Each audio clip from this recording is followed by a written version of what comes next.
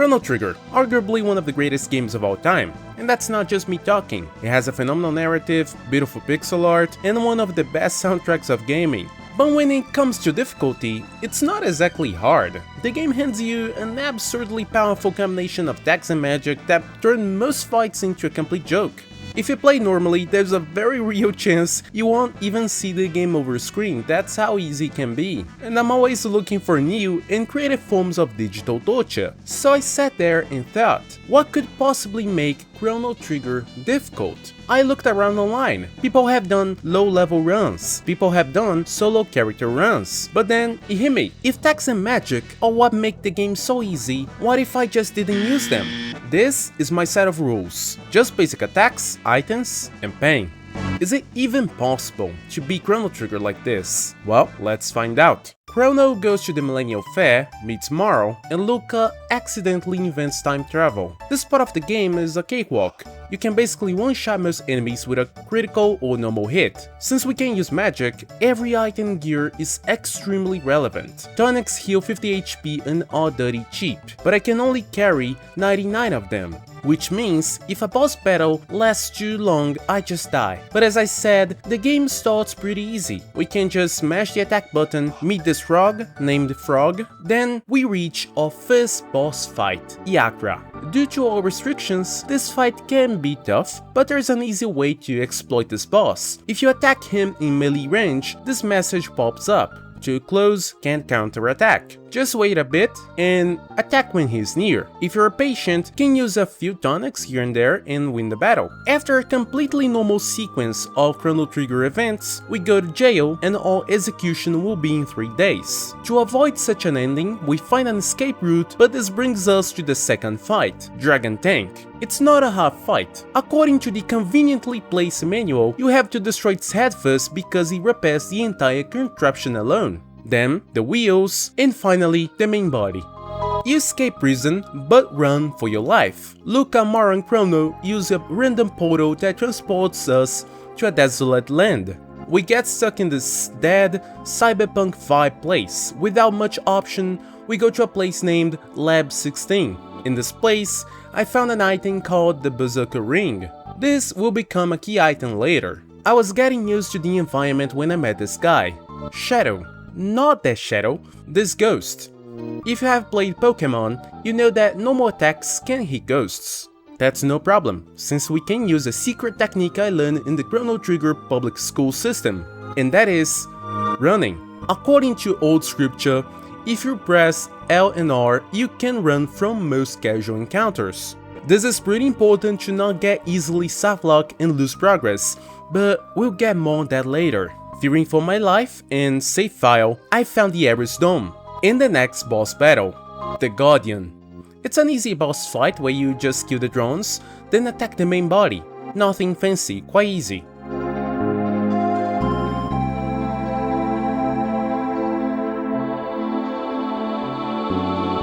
We found a working supercomputer that played app.mp4. In the video, we learned that an evil alien hedgehog destroyed the future of our planet. His name is Lavos, so we decided to fight him and prove him better. A few minutes later, we met Robo the robot, our second most important party member.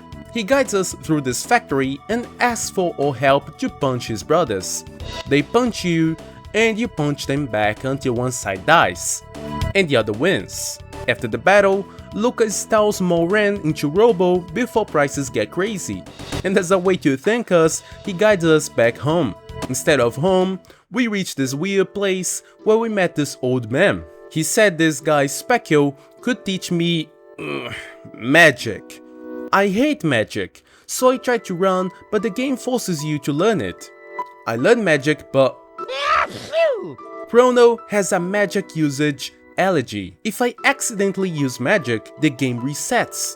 That's terrible. Anyway, I unlocked a portal to go to Medina village, so we tried to get back to the Millennial Fair. To get back there, I had to surpass this cave. Starting here, there are some monsters that have a formidable physical defense. In terms of game design, it's basically yelling you to use this freaking mechanic. But I can't. It's okay because we can run from most battles. But then, we found our first wall. Heckran. In a normal scenario, this fight is easy. Heckran is basically a tutorial boss for using magic. If we used said mechanic, we could be done in 5 minutes, but we can't. Remember, Chrono has a serious disease. Within no limitation, Heckran is no joke. Heckran has 2100 HP, 50 magic resistance, and 253 physical defense. To put in perspective, this is basically 2 times the physical defense of the final boss. The good thing though is that we can hit Heckran for on average 4 HP. The bad thing though is that he also hits like a truck. He has a cyclone that hits for about 100 HP, and when he reaches a certain threshold, he starts to attack more with the move Yes Indeed. Yes Indeed, that's the name of the move. There's only a small detail that makes this fight possible. Similar to Yakra, Heckran assumes a counter-attacking instance and taunts you to attack, but if we don't fall for the rage bait, we are safe. The thing is that he assumes this instance for a considerable time. The small gap is what makes this fight possible, because we can heal all characters from the damage he caused with tonics, and then attack him when his counter-attack burst breaks. But you have to remember that we hit him for like 4 HP, and I am being optimistic. Eventually, I lost the battle because I ran out of tonics. I knew if this challenge was somewhat possible, it all had to do with this fight. So I thought about it for a while, and after reading Reddit pages and forums, it's time to make some optimizations. I read somewhere that every character has a hidden elemental resistance. For example, Chrono takes less lightning damage because he has lightning as his main attribute, and Marl, a character I swapped for Luca in my first try, takes less damage from water attacks like the cyclone Heckran uses and the counter attack he does. Logically, I swapped Luca for Marl and confirmed this theory, but still, we would lack the attack power and resources because we are locked with 99 tonics. There was a big risk I could redo the entire fight for 40 minutes and just die again for the lack of resources, unless you use this portal. This time gate goes to the Mystic Mountains, reaching prehistoric times. We got access to another Berserker ring and gain access to mid-tonics sold by this dude. We don't have the money for them yet, that's why I used the 2 Berserker rings I found. Berserker rings are pretty cool, they make the character get red and angry, making them auto-attack. Equipping 2 characters with Berserker rings makes it easier to grind a bit in this place, and thanks to that we earn money and buy the mid-tonics. I still don't know how we share the same language or currency across 65 million years of human evolution, but we can now rematch Heckran thanks to that. This time, we can use all tonics in the first half of the battle, and mid-tonics fully heals us when Heckran goes into a frenzy. After the preparations, I started our rematch, attacking when he's vulnerable and healing whenever he's ready to counter-attack. When he started going crazy, I started using mid-tonics. Finally, after roughly 1 hour, I defeated Heckran.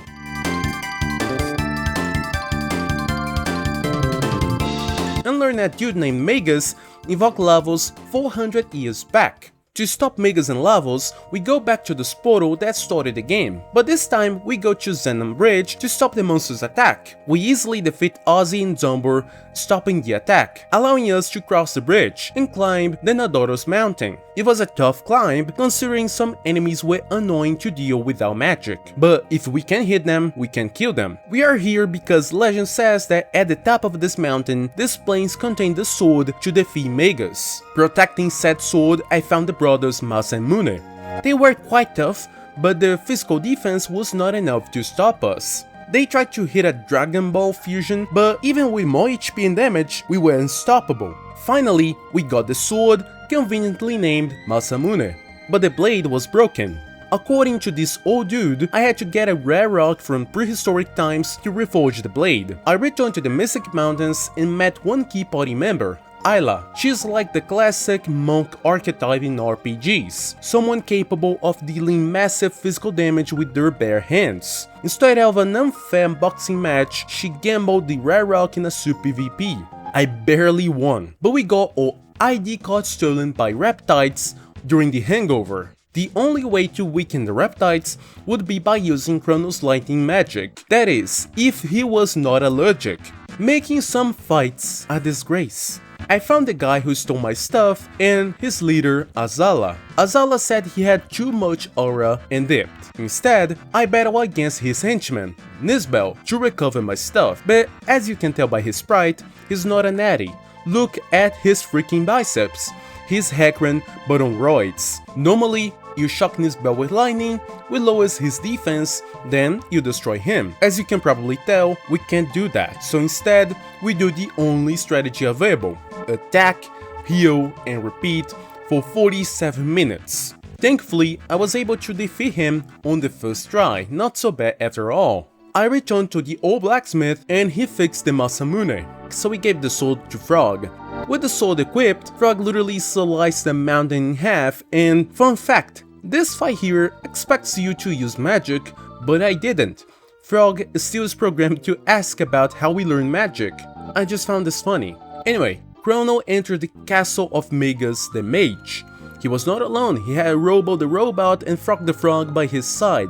And here I am, Avril the Hedgehog, begging you to subscribe. After the viewer subscription, Chrono and his friends were cleansing all enemies inside this castle filled with magic. I slaughtered Slash, Flare 4, Ozzy ostracized.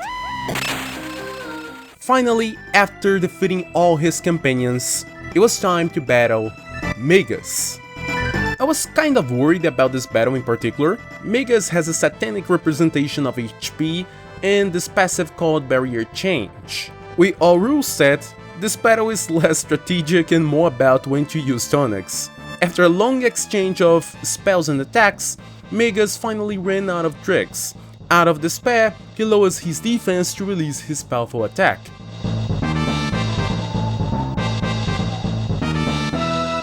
But that was not even close, and after enough hits to the face, he went down. A portal swallowed us to prehistoric times again, but reptiles and humans were having a big war. The reptiles, they wanted revenge, and they came prepared, oh my god. First off, we went to their castle, Tyranno's lair.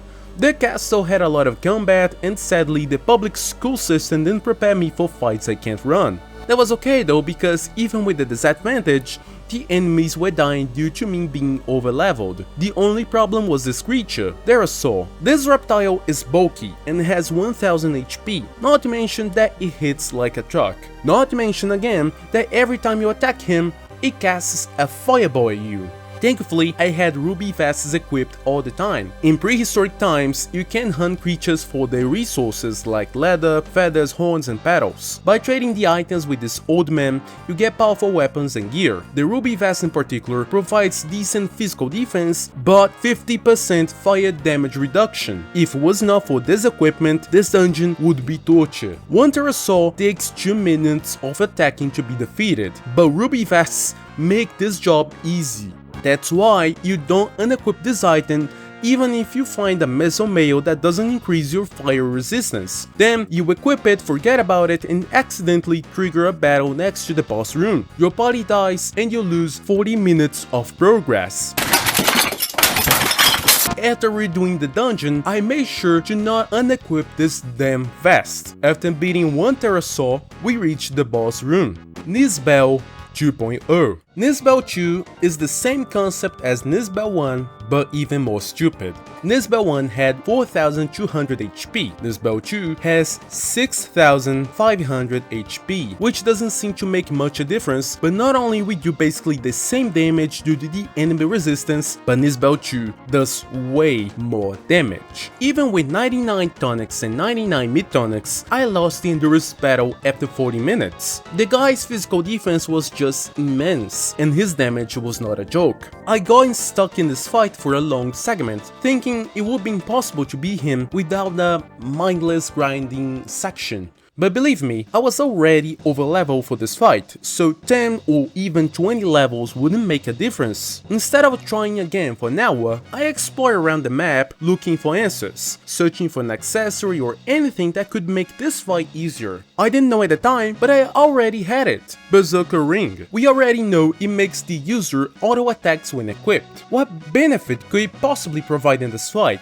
After carefully reading websites, I saw that the Berserker Ring makes the user auto attacks, increasing its physical damage, but it also reduces the physical damage the wearer takes by 1/3. The damage seems to be the big part here, but what really helps is the defense provided by the ring. This battle is not about the damage we can do, since Nisbao 2 gradually keeps getting tankier with his passive. The battle is about endurance and resource management. If my characters had more defense, I would spend way less mechanics making the fight possible. By equipping both Island Chrono, the true berserkers I had, I could use Frog to heal them whenever necessary. The best part is that I could do less and not get too worried since they both take little to no damage. Thanks to that, we finally won. And by won, I mean after 1 hour and 20 minutes. But if you thought that he was a big deal, you didn't see Azala's big dinosaur, Black Tyranno. This creature was no joke. It was easy, I'm just messing with you. After the fight, the reptiles got exterminated by a giant hedgehog comet named Lavos. Lavos didn't want any beef with me, so he buried himself in the center of the planet, trying to go for a training arc or something. But in the place he landed,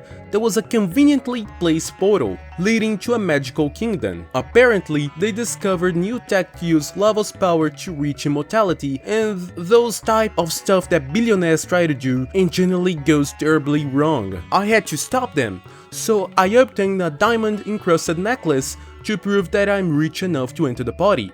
But this dude named Dalton called his bodyguard Golan. This is a tough battle, but this is just those fights you lose for the plot. Anyway, I got kicked out, but after such humiliation, I purchased a flying jet named Epoch with my credit card. I had to go to the airport to get the jet. I used the sewer access from the future and got a rage band, which is a pretty decent accessory for this challenge. Then I met our next boss. A complete pushover because he's supposed to be defeated at the beginning, but we can skip it and get stronger. That's unfortunate for him. We finally got our brand new jet and went to the Dark Ages again. We need to get our vengeance and stop this crazy cult of Lavos. I heard from the townspeople that a smart old man was sealed at the top of a magical mountain, and he was able to teach me how to stop this crazy cult. To do so, we entered the monster nest. After some casual encounters, we have this boss here with 2 dogs. It's not a hard fight, except that the creatures always counterattack you. That's why we also have to make sure to bring enough resources to heal ourselves.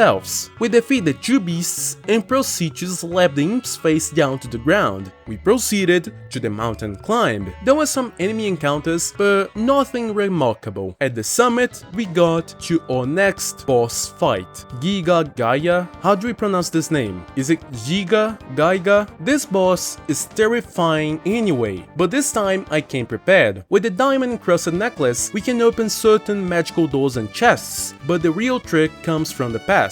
Throughout the game, there are some loot you can find 400 years earlier. When you're trying to open them, the game asks you if you are sure about that. That's really weird. Naturally, every player opens them immediately. In this challenge, you don't. Instead, we leave them closed in the past and open them in the future. After 400 years of charging, the items inside become stronger. For example, a simple ruby vest becomes a red mail. Instead of just reducing fire damage, it absorbs it. We also get armor that absorbs lightning, fire, and dark magic, and that matters a lot because this boss loves elemental attacks, but with our new gear, his magic barely scratches us. So while he throws spells everywhere, Chrono Island Frog slowly destroys his arms and finally his stupid head, ending the fight. The old man told me to stop the cult of Lavos. Apparently, the best way to do that is planting what is basically a C4 charge in the middle of the ritual. So I grabbed the explosive and headed for the Ocean Palace, where the cult was taking place. But Dalton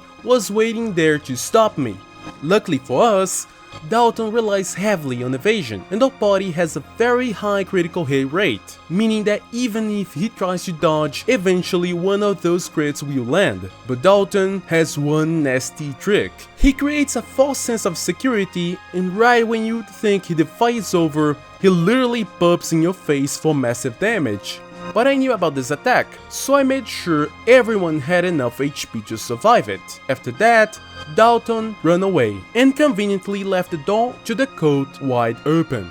But before going deeper into the palace, I had a different concern. The Golem Twins fight later in this dungeon can be brutal, so I decided to over-prepare. The magic using enemies here have a rare drop called Lapis. It's a special healing item that restores 200 HP to the entire party. It only drops from enemies, and it's incredibly useful against bosses that deal heavy area of effect damage, so I farmed them a lot. In fact, I fought 99 battles here, just to collect 99 Lapis before facing the Golem Twins.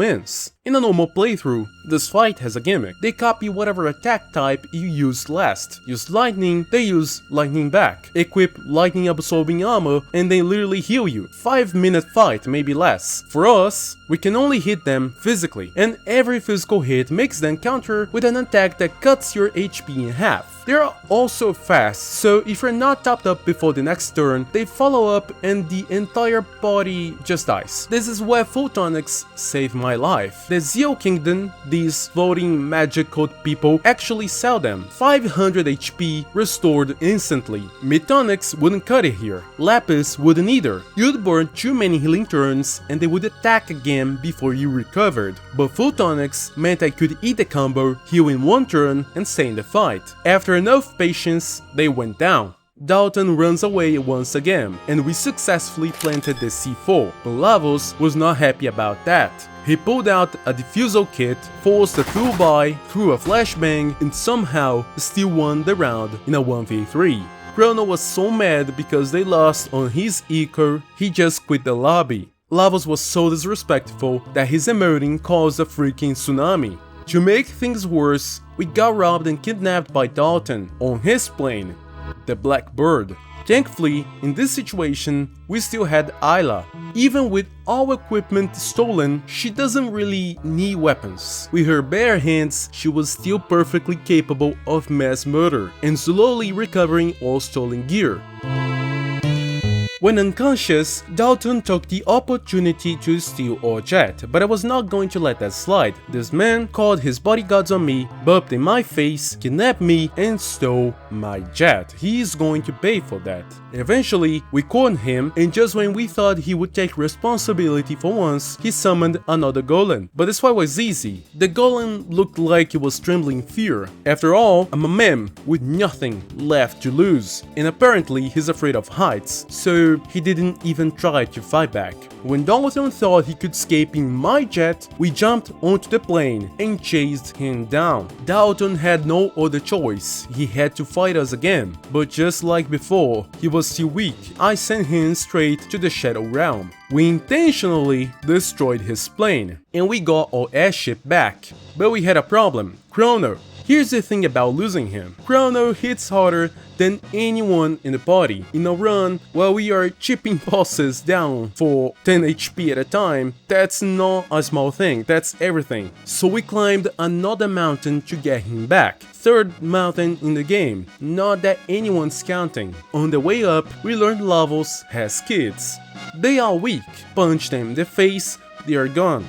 We brought 99 Lapis just in case, but honestly, we barely need it. Chrono is back, problem solved. We have the jet, the necklace, and enough healing items to survive a small war. We could go fight Lavos right now, but at the end of the game, there are side quests that make your character stronger, and my final team was going to be Ayla, Chrono, and Frog, so the obvious move was to do Frog's questline to make him stronger. Oh boy, that was a big mistake. I entered the dungeon without saving. Now, I want you to understand something. At this point in the run, I had survived Heckran for an hour, Nisbel 2 for an hour and 20 minutes. I had farmed 99 Lapis, climbed 3 mountains, sent Dalton to the Shadow Realm, and killed Lavos' children. I was feeling confident, maybe too confident, because I walked into a room, started a battle, and threw my first attack. Miss.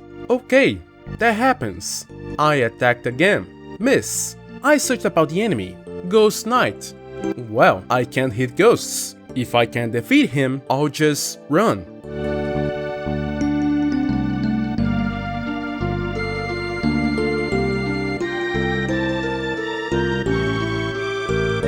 I had to reset 2 hours of progress. After the reset, I sat there for a second before doing anything else. I redid everything, then I saved the game here. And here's the thing, getting soft-locked was not even the real problem. The real problem was why I was here in the first place. Yes, you can beat Chrono Trigger without magic and text, but my initial idea was to do all quest lines from Chrono Trigger without using magic, essentially 100% completing the game with all restrictions. I knew about this place, it was always there, I just forgot about it. In the normal playthrough, this room takes 10 seconds.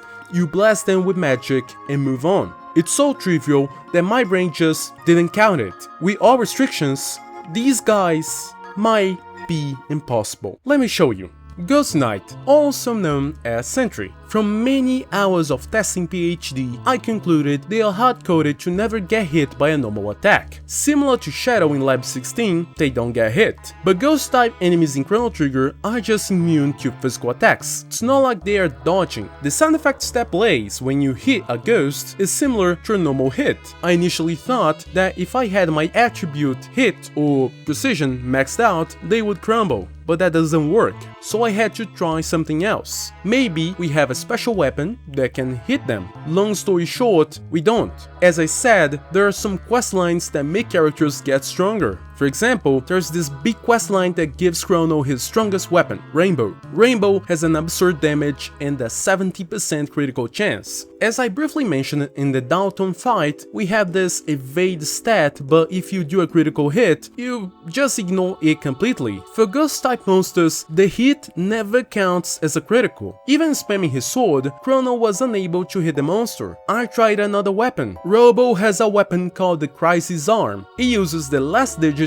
of his HP as a damage multiplier, which means, under the right conditions, it can break the damage calculation entirely. Maybe, just maybe, it could break the ghost immunity too. It did not. Then I tried another weapon. I knew a very niche mechanic that if Ayla gets to level 96, she can obtain a bronze fist, and this thing deals maximum physical damage. I thought that maybe that could override the calculation. By using forbidden rituals, I got her to level 99 to test it out. It's still nothing. So I thought the problem was that I was pressing the attack button. That's why I tried accessories. For example, we have the Frenzy Band. It's an item that gives you a 80% counter-attack chance. It's really strong. I thought that could slide from the game code or something, but still nothing. Maybe if I use a Berserker Ring and the character auto-attacks, I can do it. No, you can't. I knew for sure that if Ayla had a bronze fist, we could beat the entire game until this point. I was devastated. I started searching for an item that could cause indirect damage to the ghosts, but Chrono Trigger doesn't have an item like this. I was so desperate, I asked Claude for help. Claude suggested I contact the official Chrono Trigger speedrun Discord, so I did. I asked the people who have spent thousands of hours breaking this game if there was any way to hit a ghost under these restrictions. They said no. I tried using what's so-called a fade-out glitch. Besides my poor execution, you can't do it, the guys confirmed it. If they can't do it, I can't. As you can probably tell by now, I tried. I came into this run wanting to do everything. Every questline, every side boss, full completion, no magic, a ghost stopped me. No Lavos, no Magus, no Nisbel with his absurd biceps, but here's what I do know. You can beat Chrono Trigger without magic. The main game, start to finish. And after everything this run put me through, that's enough. I got my trio, Robo, Ayla, and Chrono, the best gear I could, and it was time to battle Lavos. In a frenzy, I exploded my jet in Lavos' outer shell, but I noticed he was still beating his heart. Chrono with a prismatic blade, doing absurd damage, Robo with the Crisis Arm, breaking the game's calculation, and Ayla with her bare hands. It was time to deal with him for good. Lavos hit hard, of course he did, but we had photonics, elixirs, and gear that absorbed half his magic. Every crit chipped away his shell, his arms, and barrier. After a barrage of attacks, he finally revealed himself. He was no hedgehog after all. This ugly chicken definitely knew how to fight, but it was prepared. Each critical hit from any character demolished the false body, leaving its core exposed. And then, after 33 hours, no magic, no attacks, just attacks, items, and an unreasonable amount of pain, turns out that's enough.